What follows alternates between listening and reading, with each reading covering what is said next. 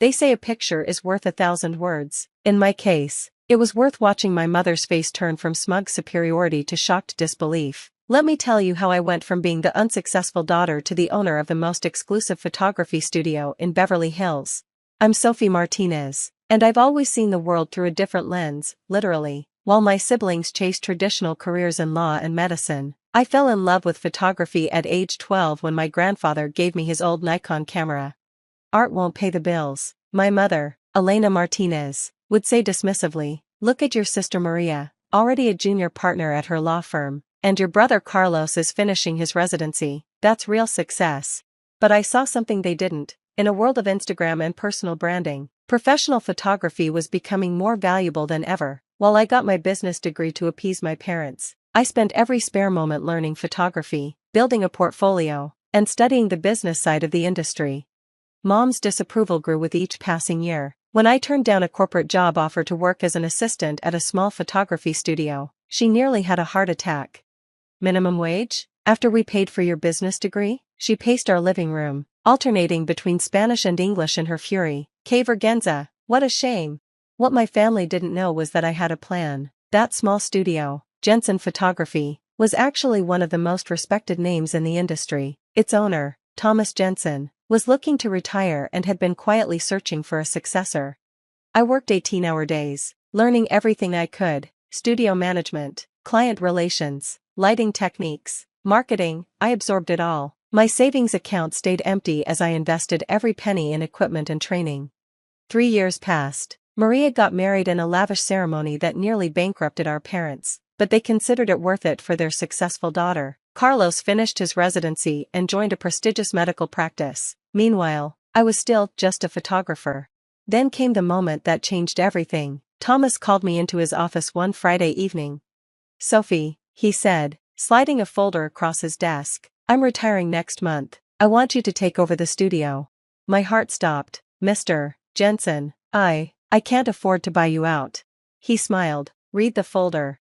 Inside was a proposal that would change my life. Thomas would finance 80% of the purchase price, allowing me to buy him out over 10 years. He'd seen something in me that reminded him of himself when he started, raw talent combined with business acumen. You understand both the art and the business, he said. That's rare. Don't waste this opportunity.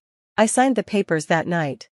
The transition was kept quiet. Thomas wanted me to establish myself before making any announcements. We renovated the studio, upgraded the equipment, and rebranded to Luminous Moments Photography. I added new services catering to social media influencers and corporate clients, while maintaining our reputation for high-end family portraits. Within a year, our revenue had doubled. Celebrities started booking sessions. Magazines featured our work. But I kept my success quiet from my family, partly because I was too busy, but mostly because I was tired of their judgment.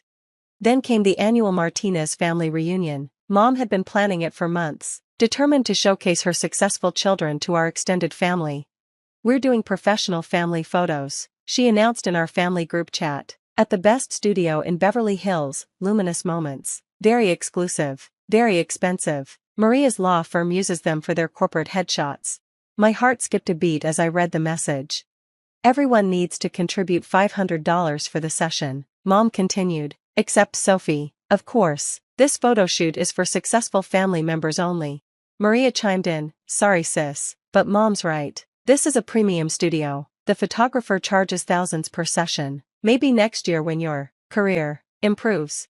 I watched their messages flood in, each one more condescending than the last. Carlos suggested I could help by taking behind-the-scenes photos with your little camera.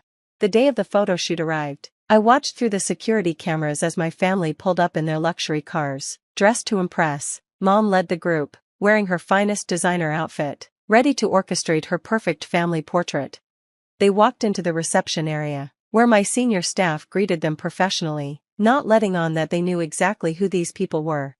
Mrs. Martinez, my receptionist Sarah said smoothly, welcome to Luminous Moments. The owner will be out to meet you shortly. The owner? Mom preened. How lovely. I've heard they're very selective about their clients.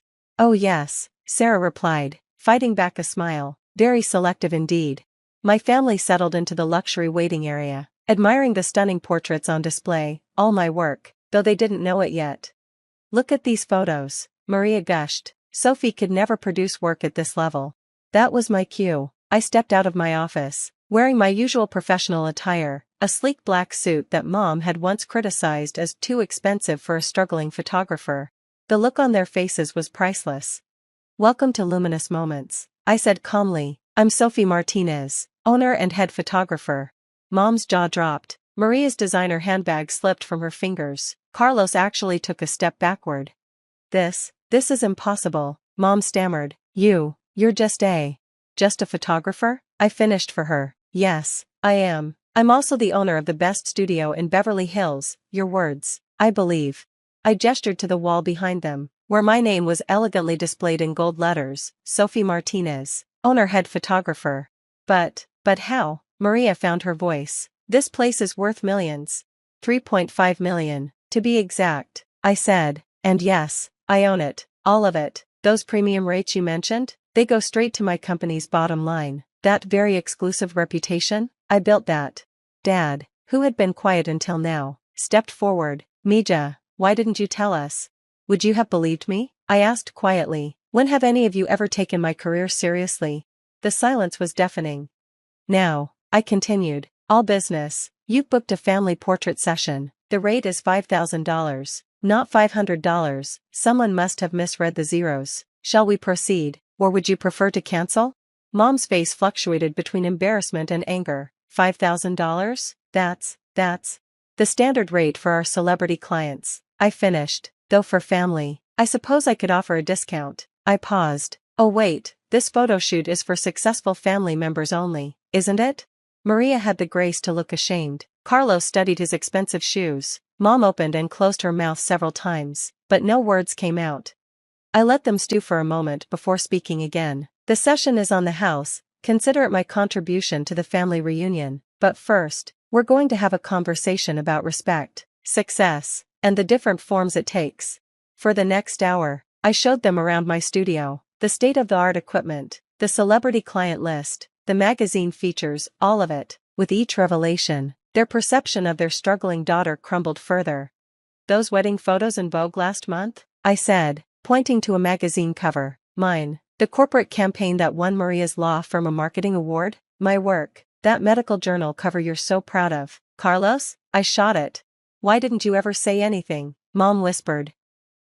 "Because you never asked," I replied simply. "You were too busy measuring success by your own narrow standards to see that I was building something significant."